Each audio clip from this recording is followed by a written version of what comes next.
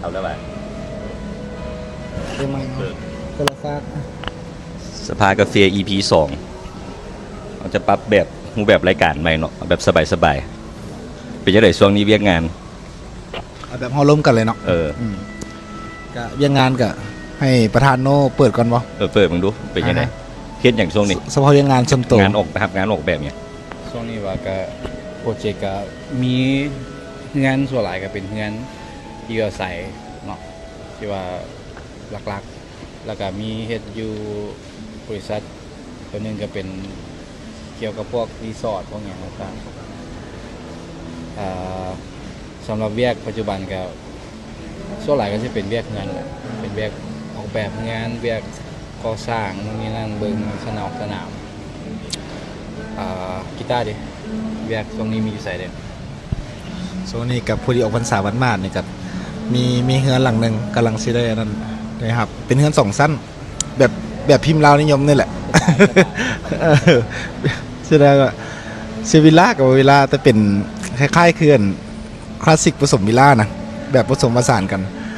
แล้วก็มีตกแต่งภายในอีกบอนนึงเปิดละตีตัวนี้เปิดแล้วจะมีตกแต่งภายในอีกบอนนึงแล้วก็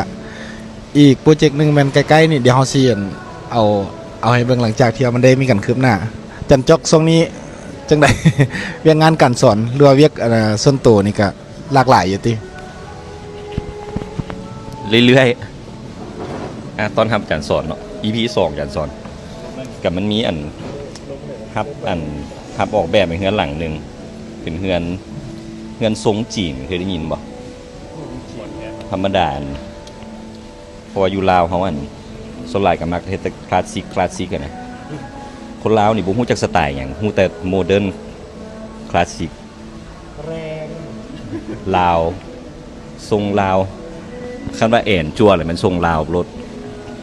จั่วโมเดิร์นคลาสสิกนิโอคลาสสิกนี่ก็หาก็เห็นก็ฮู้แต่ว่าอีลาก็บ่แม่นดอกมันก็บ่มีหลายสไตล์หรอกเนี่ยแต่ทรงจีนนี่ครับเห็นลูกค้าเพิ่นขอมาเฮาก็เลยจัดให้แต่กะปัญหาก็เฮ็ดจังได๋ก็บ่ถูกใจแบบตามใจลูกค้าเชียวเพราะว่าผมแม่นเพราะว่าเขาบ่ได้ฮู้เรื่องห่วงจุ้ยปานนั้นนะก็มีกับแม่กับแลกเปลี่ยนนำเพิ่นนั่นแหละว่าเพิ่นอยากได้แบบใดก็อยากเฮ็ดแบบเพิ่นยกตัวอย่างซะเอาประตูเฮือนประตูห้องนอนจังซี่เนาะคือประตูห้องนอนห้ามเชิงกันจังซี่นะเคยเจอเคสนี้บ่เจอตลอดเฮือนแบบว่าสมมุติเฮือนมันห้องมันซี่เนาะแล้วประตูห้องนอนมันเปิดมาแล้วมันเชิงกันนะอันนั้นก็บ่ได้คือเป็นห่วงจุ้ยอันนึงเนาะห่วงจุ้ยแต่คันบ่เรื่องเทคนิคหั่นมันเปิดมามันเจอกับมันสิบ่งามมันสิจ้าเอกันจนหน่อยลูกสาวกับห้องแม่น้องเปิดจ้าเอแล้วผู้บ่าวมานอนซี่นะสิบ่ได้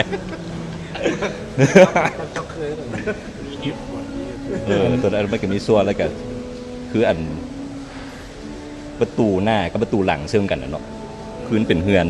หรือประตูหน้ากับประตูหลังเชื่อมกันบ่ได้เนาะคือเรื่องของจุ้ยบ่ได้เงินคำหั่นมันสิไหลออกหมดเลยเนาะแต่คำว่าเรื่องเทคนิคกับคันสมมุติเด็กน้อยมันดื้อเนี่ยซะเปิดประตูหน้ามันแล่นไปมันเติบประตูมันตกประตูหลังบ่ดีหลายอันแล้วลูกค้าจานจอกนี่มันคนจีนบ่สำหรับโปรเจกต์ตัวนี้บ่คนลาวก็ถือห่วงจุ้ยแต่คนลาวส่วนใหญ่คือห่วงจุ้ยแหละกับคันใดคันขี้คันรู้ว่าเป็นอย่างคันใดจึงขี้เอาทดสอบการสอนว่าเอาเรื่องเทคนิคบ่ได้เอาเรื่องห่วงจุ้ยเอาห่วงจุ้ยก็ได้เทคนิคก็ได้เอาเอาเรื่องอย่างคันใดจึงขี้เอาเป็นอย่างคันใดจึงขี้ก็เพิ่นว่ามันผิดฮีตเนาะมันบ่ดีจังซั่นจังซี่ก็ถามบางคนเพิ่นก็มีเหตุผลดีอยู่นะแต่ว่าบางคนก็บ่ฮู้แต่ว่าบ่ดีเฮาก็นั่นแหละก็บ่ดีไว้ก่อนแม่นเพราะว่าคันความเข้าใจของเพิ่นเป็นจังซั่นแล้วเนาะแล้วเฮาไปคัดเพิ่นนะสุดท้ายเวียกมันก็จะบ่แล้วถึงแม้ว่าเฮาสิมีเหตุผลดีก็อย่างนะแต่ว่าอันน่ะเพิ่นบ่สบายใจอยู่อันนี้น่าจะเป็นตัวหลักๆในเรื่องฮวงจุ้ยอย่างก็แล้วแต่คันเพิ่นบ่สบายใจอยู่แล้วมันก็มีพลังลบเนาะเป็นพลังลบในตัวของลูกค้าซึ่งผู้ที่อยู่แท้แล้วแม่นเพิ่นเนาะเฮาก็เขาหมายว่าอยู่ไปก็คึดเต็มน้ำคันใดเพราะมันบ่ขี้กว่าขี้ประมาณนี้ซึ่งว่าเรื่องฮวงจุ้ยบางตัวเช่นว่าประตูซึ่งกันหรือว่า คานหยองหัวในในศาสตร์ฮวงจุ้ยเฮามันบ่ดีเนาะแต่เฮาพอเข้าใจได้ แต่คืออยู่ต่างประเทศสิเขากับบอนดังๆเขาก็บ่ได้แคร์เนาะเขาจะเห็นว่ามันมีความขัดแย้งทางความคิดกันแต่ว่า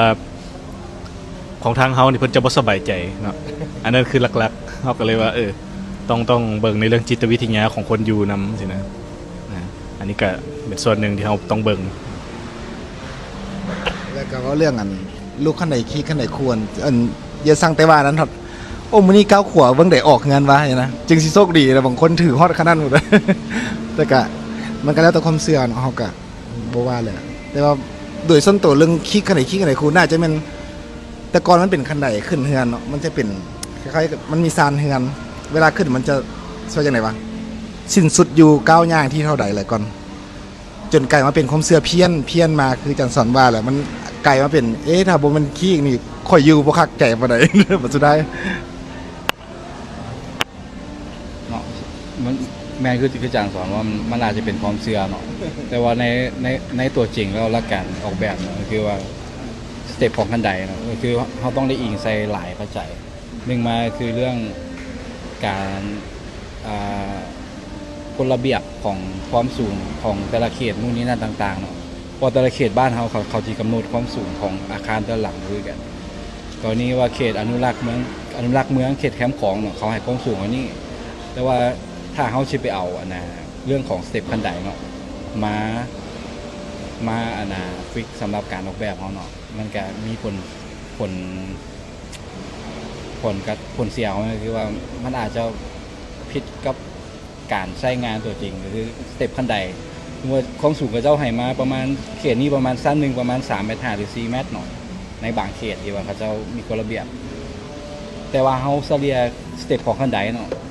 คือมาตรฐานคนงานทุกมื้อนี้คันไดขึ้นของเฮาแม่น18เซนเท่าไหร่ความสูงมันประมาณ18มิล18-19เนาะแล้วก็สเต็ปมันถ้าเฮาสิไปกำหนดเอาขี้คูก็คือเฮามีเขาเจ้าฟิกความสูงไปเนาะแต่เฮาแม่นแต่สมมุติว่าเฮาไปหารคันไดให้มันแบบว่าเป็นขี้แต่ว่าเรื่องของการใช้งานมันบ่เป็นสแตนดาร์ดมันก็บ่โอเคแล้วมันก็มีการใช้งานเขาเจ้ากับบ่สะดวกในการขึ้นงานกันแล้วก็จันโนนี่ว่ามีเหตุผลนะเพราะว่าบางเทื่อเรื่องลูกคันไหนมาหารใส่ข้อกำหนดของกฎหมายของเขตเนาะบัดนี้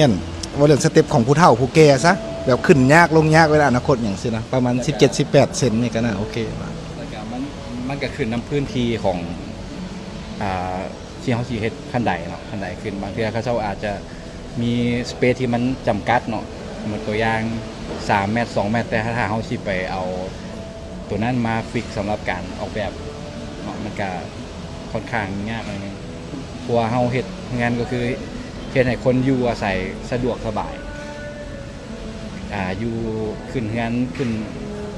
นู่นนี่นั่นตัดออกแม่นต่อเลยคนนั้นเดี๋ยวออกแล้วก็ปิดต่อกัดตัดเลี้ยวทางเพราะอันนี้คลิปนี้จันจอกสิเป็นคนตัดเนาะมาสิเว้าต่อก็เลยก็ได้เขาเลียวมาตัดเนี่ยเดี๋ยวขอถามตัวเงินจีนจันจอกอีกบาทนึงดูเดี๋ยวดูคันใดบ่เบิดซ้ำว่าเรื่องคันใดแหละสิถามต่อเจ้าของเงินเพิ่นกระถืออันนั้นมาเรื่องเกี่ยวกับคันใดนี่มันบ่แม่นแต่บ่แม่นเจ้าของเงินหลังนี้ตามที่เจอประสบการณ์มาจากบริษัทเขาออกแบบเงินมันหลายกว่าพันหลังเนาะได้บ่ฮอดส่วนหลายกับลูกค้ากันจะคำนึงสเต็ปนี่เบิดสเต็ป9นี่นะแต่อันนี้มันมีที่ไปที่มา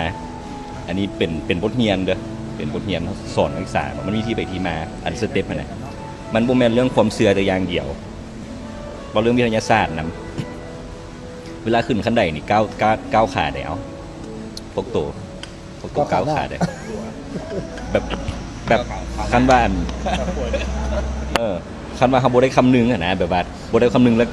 กูสิขึ้นขาซ้ายขาดีแต่ว่าสมมุติขึ้นคันใดเนี่ยส่วนใหญ่เขาจะก้าวขาขวาคนปกติเนาะก้าวขาขวาแล้วเวลาขึ้นไปขั้นสุดท้ายนะมันต้องจบที่ขาขวาขั้นขึ้นท้ายแล้วจบที่ขาซ้ายนะขั้นผู้เท่าซะผู้เท่าขาซ้ายมันสิบ่มีแฮงสำขาขวาส่วนหลายบ่มีแฮงเด้ หรือว่าคนผู้สูงอายุหรือคนบ่สบายอย่างก็ย่านะเวลาเขาขึ้นขาขวามันจะแข็งแรงเนาะ อ่า แล้วไปจบที่ขาซ้ายนำแต่ว่าขาซ้ายลอย โอ้คล้ายๆว่าเป็นการเหยียบลมแล้วฟุบ ว่าแบบ อ่า ขาซ้ายนะเพราะฉะนั้นเขาเจ้ามักเฮ็ดขึ้นขาขวาแล้วมันต้องจบที่ขาขวา อ่า แล้วมันสิแข็งแรงแล้วมันพอมีระเบียงจับเนาะเพื่อนละครมันสิแข็งแรงสินะ อ่า ก็เลยว่าเขาเอาไส้ห่วงจุ้ยมาใส่เพราะสลามว่าเป็นห่วงจุ้ยเป็นอย่างอย่างวะคาลัมบะห่วงจุ้ยเป็นจีนเนาะ คาลัม ความเสื่อนี่เนาะละเอียบขาขวาหั่นแต่เพราะฉะนั้นมันก็มีวิธีแก้อยู่ตัวเอาไปใส่พาเซตีนนะคันใดคู่นะ อ่าฮะ เพราะว่าค้นไปนะขาขวาไม่ใช่เหยียบพาเซตีนก่อน อ่า แล้วมันจึงขาซ้ายมันก็จบที่ขวาคือเก่าแก้ห่วงจุ้ย ว่าเรื่องคาลัมนี่อัน อืม ฟังก์ชันชีวิตของวิธีคนลาวก็แม่นคล้ายๆว่า อืม ถ้าบ่เฮ็ดตามนี้แหละคาลัมอะนะตอนเช้านี่ถ้าบ่ล้างหน้านี่ผีแลหน้าเด้ตอนสวยถ้าบ่ล้างเอิกนี่ เจ้าจะแสบร้อนตอนค่ำถ้าบ่ล้างตีนนี่ผีจะมาเลียนตีนความหมายอ่ะคล้ายๆคือจันเจ้าว่าคาลัมมันจะมีที่มาที่ไปคือ ถ้าบ่ล้างตีนก่อนนอนมันก็เปื้อนบ่อนเปื้อนมาแล้วตอนสวยมันอากาศร้อนก็เอาน้ำรูปอย่างประมาณนี้แหละเบิ่ง วัน ครับ นี้ค้านเหรอนะคันบนอนกองค้านเหรอเนาะสมัยก่อนเลยมันย่านอย่างมาตกใส่เมื่อเขานอนกองค้างเดือดมันคานมันหล่นใส่เขาดิสินะนั่นแหละ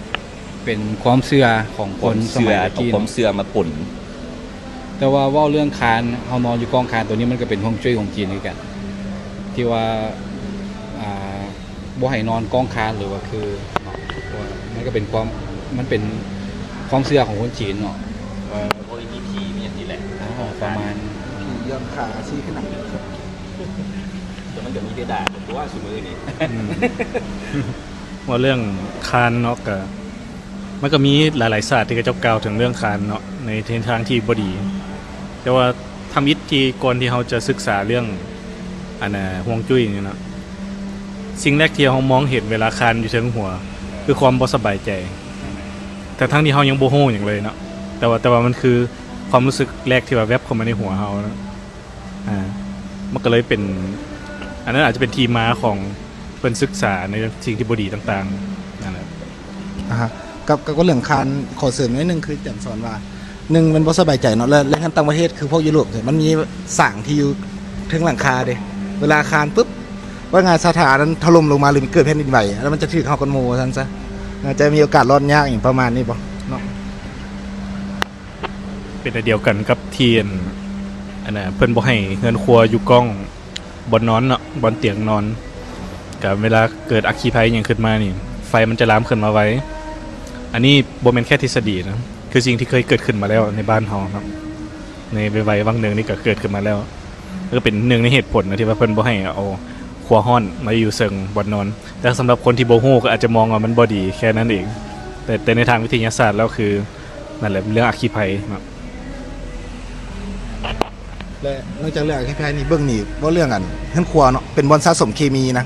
จักน้ำปุกน้ำปลาซีอิ๊วสะออกเวลาฟึดขึ้นมาแม่นอยู่ว่าอันดูอากาศดีแต่ว่ามันก็ต้องมีกันเนาะเล็กๆน้อยๆนะที่ว่ามันตกค้างอยู่ในปูนซีมังหรือขึ้นไปหาเล็กๆน้อยๆให้เฮาอยู่บ่สบายเนาะ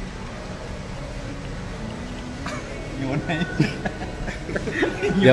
ยวนี้เฮาอยู่ในเฮาอยู่ในครัวหรืออยู่คันใดตอนนี้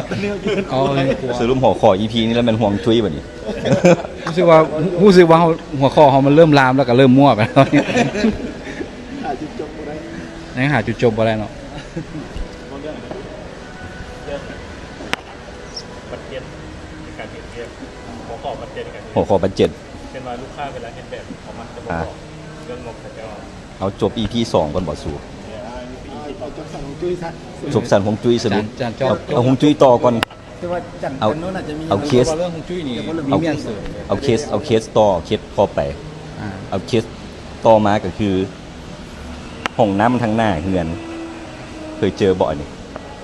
เราเบิ่งเป็นยังไง ห้องน้ำหน้าเฮือนว่ะ ห้องน้ำมาฮอดจอดรถเข้าห้องน้ำเลย อ๋อ ห้องน้ำเลยจึงเฮือนครัว ก็ อืม มีโปรเจกต์หนึงที่ว่าเฮ็ดห้องน้ำอยู่หน้าเฮือนข้อกำหนดมันแม่นเรื่องของพื้นที่ค่อนข้างจำกัดเนาะแล้วก็เรื่องการวางเลเยอร์ทิศทางแดดมุมเมียงจำกัดและที่ว่าเฮ็ดห้องน้ำอยู่ข้างหน้า แต่ว่าลูกค้าพวกนี้เราบ่เป็นคนลาวเราเป็นคนฟิลิปปินส์เนาะเพราะฉะนั้นเขาเจ้าบ่ได้ถือเรื่องแบบเอาเลยเนาะเรื่องการวางแล้วแต่ว่าเขาเจ้าสิคำนึงถึงเรื่องการใช้งานก็คือว่าใช้งานให้มันสะดวกตามไลฟ์สไตล์ของเขาเจ้าเนาะบางทีคนเฮาคือเราเนาะเราเป็นคนที่ว่าพื้นที่พิงที่เราจำกัดเราต้องการสิ่งเราอยู่บ้านแมนเราเห็นเวียกอยู่บ้านเป็นแล้วเราเห็นมันอยู่บ้านตลอดแล้วกรณีที่บอกห้องน้ำมาข้างหน้าคือว่าพื้นที่ของเราจำกัดแล้วเพราะนั้นห้องนอนที่เราอยากได้มันอยู่ทิศเหนือเนาะเพราะนั้นห้องทั้งหน้าบ้านเราอยู่ทิศใต้เราก็เลยอยากได้ห้องน้ำมาอยู่ทิศใต้เพราะว่ามันว่าเรื่องของความสะอาดเพราะว่าห้องน้ำมันควรอยู่ทิศใต้เพราะว่ามันมีแดดเข้ามาตลอดเรื่องการห้องน้ำมันควรแห้งตลอดเนาะแล้วก็เรื่องการแสงแดดมันเข้ามาเฮ็ดให้ห้องน้ำมันแห้งอยู่ตลอดแล้วก็มันบ่เปื้อนมันบ่ฮู้ว่า บ่โดยรวมกับประมาณนั้น ว่าเดิมที่ว่าเรื่องห้องน้ำมันที่เฮามักจะแนะนำกันตลอดมันจะเอาไปไว้ในทิศตะวันตกเนาะเพราะเป็นทิศที่มีแสงแดดเข้าคือที่โนเว้าแหละเมื่อกี้เพราะมันจะเว้าเรื่องความสะอาดฆ่าแบคทีเรียอย่างต่างๆแต่ว่าในกรณีที่ว่าเอาห้องน้ำมาไว้ทั้งหน้านี้จริงๆมันเป็นประเด็นที่ชื่อว่าใหม่กับใหม่เนาะตั้งแต่โควิดเข้ามามันกลายเป็นมาตรฐานใหม่เป็น new normal เช่นว่าเข้าเฮือนมาปุ๊บต้องได้มีการทำความสะอาดล้างมือก่อนเนาะอันตัวนี้เป็นคำว่า new normal นะซึ่งว่ามันเป็นอย่างที่ใหม่เพราะว่าคันเฮามาจากข้างนอกเนาะเชื้อโรคเพราะมันหลายเฮาต้องได้ล้างมือก่อนที่จะเข้าไปในเฮือนตอนที่ว่าเฮาแพนเดมิกเนาะตอนเฮากักกันอยู่ช่วงนั้นเราก็ต้องได้เฮ็ดแบบนั้นก่อนสิเข้าบ้านแล้วมันยากสำหรับเฮือนบางคนที่บ่มีห้องน้ำอยู่ทันหน้าเนาะนั่นแหละกับอีกอย่างหนึงก็คือเรื่องของการใช้สอยเนาะความสะดวกเฮาเข้ามาบ้านบางเทื่อเฮาอยากเข้าห้องน้ำก่อนเนาะอาจจะบ่อยากย่างทะลุผ่านเข้าไปในเฮือนเลย ก็แบบกรณีมีแขกอยู่แล้วโอ้เฮาบ่อยากงานพันแขกแล้วเฮาอยากเข้าห้องน้ำก่อน แมนครับเป็นแบบนั้นแต่ว่าคือสัตว์ฮวงจุ้ยเฮาตะกี้เพิ่นก็บอกว่าห้องน้ำอยู่หน้าบ้านบ่ดีเนาะเป็นอัปมงคลนี่พวกนี้นะตัวนี้เฮาก็ต้องได้เบิ่งความเหมาะสมของยุคสมัยอะไรเนาะ แล้วแต่ผู้เฮือน แล้วแต่ ผู้เฮือนตามใจผู้อยู่คือต่างประเทศสินะชั้น1หั่นน่ะเข้ากันบางบ่อนกันบ่ใส่ห้องน้ำเลยเด้ห้องน้ำคือมีชั้น2เบิดก็คันสิว่าเนื้อที่แคบก็บ่แคบแต่เขาตัวอย่างดินกว้างเนาะแต่เขาอยากได้พื้นที่เขตเขียวหลายนะก็เลยไปเฮ็ดเฮือนน้อยลงเป็นเฮือนน้อยลงปุ๊บแล้วก็ห้องน้ำผัดไปใส่อยู่ทางเทิงส่วนหลายชั้นลุ่มหันดีบ่ดีชั้นลุ่มเป็นห้องรับแขกชั้นลุ่มเหมือนกันครัวก็มีเนาะแต่เฮาหันลักๆนี่แม่นย่านระบบหันหัวซึมย่านระบบหัวซึมหันอันดับ1เนาะสุดท้ายก็อยากให้ระบบดีก็มาจ้างพวกเฮาได้เนาะเฮาเฮ็ดระบบห้องน้ำดี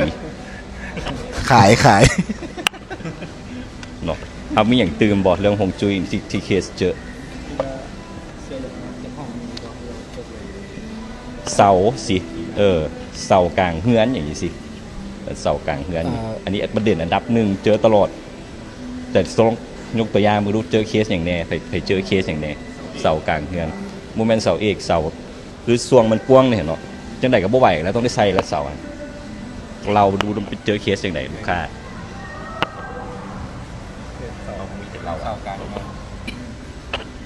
อันนี้ยังบ่ส่วนตัวยังบ่เคยเจอเคสแต่ว่าได้ยินเขาเจ้าว่าแบบ1มันว่าเรื่องใส่หูใส่ตาเนาะเลี้ยวไปแล้วมันตึ๊ด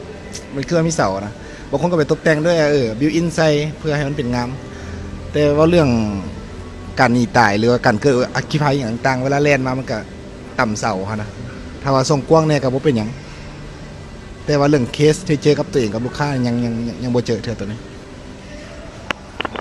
ส่วนตัวนี่เจอหลายนะเพราะว่า มักคิดเงินทรงกว้างมันบ่ดีเนาะเป็นอัปมงคลนี่พวกนี้นะตัวนี้เฮาก็ต้องได้เบิ่งความเหมาะสมของยุคสมัยอะไรเนาะ แล้วแต่ผู้เฮือน แล้วแต่ ผู้เฮือนตามใจผู้อยู่คือต่างประเทศสินะชั้น1หั่นน่ะเข้ากันบางบ่อนกันบ่ใส่ห้องน้ำเลยเด้ห้องน้ำคือมีชั้น2เบิดก็คันสิว่าเนื้อที่แคบก็ กับบกแคบแต่เขาตัวอย่างดินกว้างเนาะแต่เขาอยากได้พื้นที่เขตเขียวหลายนะก็เลยไปเฮ็ดเฮือนน้อยลงเฮ็ดเฮือนน้อยลงปุ๊บแล้วก็ห้องน้ำผันไปใส่อยู่ทางเทิงส่วนหลายสั้นลุ่มหันดีบุรีสั้นลุ่มเป็นห้องรับแขกสั้นลุ่มเหมือนกันครัวก็มีเนาะแต่เฮาหันลักๆนี่แม่นย่านระบบหันหัวซึมย่านระบบหัวซึมหันอันดับหนึ่งเนาะสุดท้ายก็อยากให้ระบบดีก็มาจ้างพวกเขาได้เนาะเขาเฮ็ดระบบห้องน้ำดี ขาย เนาะเอามีอย่างตื่นบอกเรื่องฮวงจุ้ยที่เคสเจอเสาสิเสากลางเฮือนอย่างนี้สิเสากลางเฮือนอันนี้ประเด็นอันดับหนึ่งเจอตลอดแต่ต้องยกตัวอย่างไม่รู้เจอเคสอย่างแน่ไปเจอเคสอย่างแน่เสากลางเฮือนโมเมนต์เสาเอกเสาหรือซวงมันป้วงเนี่ยเนาะจังไดก็บ่ไหวแล้วต้องได้ใส่แล้วเสาเราดูไปเจอเคสอย่างไหนลูกค้าเราเข้ากลาง อันนี้ยังบุกส่วนตัวยังบ่เคยเจอเคสแต่ว่าได้ยินเขาเจ้าว่าแบบหนึ่งมันว่าเรื่องใส่หูใส่ตาเนาะเลี้ยวไปแล้วมันตึ๊ดมันคือมันมีเสานะบางคนก็ไปตกแต่งด้วยบิวอินใส่เพื่อให้มันเป็นงามแต่ว่าเรื่องการหนีตายหรือว่าการเกิดอัคคีภัยอย่างต่างๆเวลาแล่นมามันก็ต่ำเสาฮะนะถ้าว่าทรงกว้างเนี่ยก็บ่เป็นหยังแต่ว่าเรื่องเคสที่เจอกับตัวเองกับลูกค้ายังบ่เจอเธอตัวนี้ ส่วนตัวนี่เจอหลายนะเพราะว่า มักคิดเฮือนทรงกว้างกับปัญหาในที่นี่นี่แท้ๆมันบ่เป็นเรื่องที่ว่าเฮ็ดบ่ได้เนาะที่จริงก็เฮ็ดได้ในทางเทคนิคในการนำไส้ตัวจริงหั่นคือเวลาเฮาเฮ็ดทรงกว้างทรงยาวแล้วบ่มีเสาอยู่ทางกลางลูกค้าเพิ่นมักบ่ค่อยสบายใจปานใดเนาะบางทีมันถล่มหรือยามมันบ่ดีเนื่องจากว่าเพิ่นเคยเบิ่งจากตัวอย่างหลายๆบอนมาสินะมันต้องมีสินะแต่ว่าในยุคนี้นี่เฮาเชื่อมั่นในเรื่องของวิศวกรรมเนาะทางวิศวกรลาวต่างๆเพิ่นก็เก่งเนาะเพิ่นคิดอะไรให้นะเฮ็ดได้เบิดตัวนั้นแต่ว่ามันจะไปติดอยู่บนเรื่องของจิตวิทยาของคนอยู่เนาะเพิ่นบ่เคยเห็นแบบนั้นมาก่อนเพิ่นอาจสินั่นแหละอยู่แบบด้วยความระแวงเนาะบ่สบายใจใช่นะบางเทื่อเฮาก็เลยต้องนั่งอยู่ในมาตรฐานเก่าอยู่ใช่นะตัวนี้เนาะแต่ว่าคันบางคนเพิ่นผู้เปิดใจก็มีเนาะช่วง7เมตรเพิ่นก็อยู่ได้บ่มีปัญหาหยังซี่นะเราอย่างแต่สุดท้ายแล้วมันเสาถ้าว่าอยากแก้ก็อันนี้ก็อยากอาจจะเป็นตกแต่งภายในก็ได้เนาะเป็นตู้โซไวโซอย่างโซนอย่างก็ได้ค่ะนะ ประเด็นที่เขายกขึ้นมาก็คือเสากลางเฮือนนี่นะเพราะเรื่องคลัมนี่คลัมอยู่แล้วแต่ว่าสุดท้ายเลยจากฝากเจ้าของเฮือนก็คือเขาสุดท้ายมันคือน้ำการออกแบบนั่นแหละภาษาวันนี้ก็จะออกแบบยังไงบ่ให้ว่ามันมีเสามาคุ้งกันนะตัวอย่างบางบอลบางสถาปนิกเนาะออกแบบมาให้เสากลางเฮือนเราเห็นเขาก็ยังแบบเบิ่งมาแล้วคุ้งสายตาเพราะฉะนั้นอีคานมันทรวงกว้างหายมันพวกแม่มันก็เฮ็ดได้นะเขาเพิ่มคานขึ้นก็ได้หรือว่าอาจจะจัดเป็นห้องนอนแบบใดหรือให้มันเป็นฟังก์ชันให้มันเป็นฝาซะบ่ต้องเป็นเสาเพอร์เจอร์อยู่อย่างประมาณนี้นะเนาะก็ประมาณนั้นเรื่องเสาเนาะในเรื่องของการจะบ่ใส่เสาหันก็เฮ็ดได้เนาะแต่ว่าตัวนี้มันเฮาอยากบอกไว้เป็นความรู้เนาะคือถ้าหากว่าสิเฮ็ดแบบนั้นอีหลีนี่ต้องได้มีการออกแบบเนาะต้องได้ให้วิศวกรเฉพาะทางออกแบบโครงสร้างโดยเฉพาะเพราะว่าสิ่งเหล่านั้นหันบ่แม่นเรื่องปกติที่เฮาสิหาตัวอย่างได้ทั่วไปเนาะมันเป็นเวียกที่ต้องได้มีการออกแบบทางเทคนิคโดยเฉพาะเนาะเพิ่นจะมีวิธีเพิ่นแต่ถ้าหากว่านึกอยากออกแล้วออกนี่อันนี้บ่แนะนำปิดอันคลิปสภากาแฟ EP 2เนาะไปสนใจเข้าสภากาแฟน้ำหนีได้บ่พัฒนาไปสนใจเข้ากับสภากาแฟน้ำหนีได้บ่เฮ็ดจังได๋ก็บ่ยากเนาะเลี้ยงกาแฟเฮาผู้ละจอกก็พอละโอเค2ซะพบกันทุกวันอาทิตย์เนาะเอาเจอกัน EP 3แต่ EP 1นี่หยุดคนบอกว่ามันสิยาวบ่ได้จริงๆเขาสิบ่เบิ่งเขากระดาษนี่มั้งหัวบอกก็ตัดออก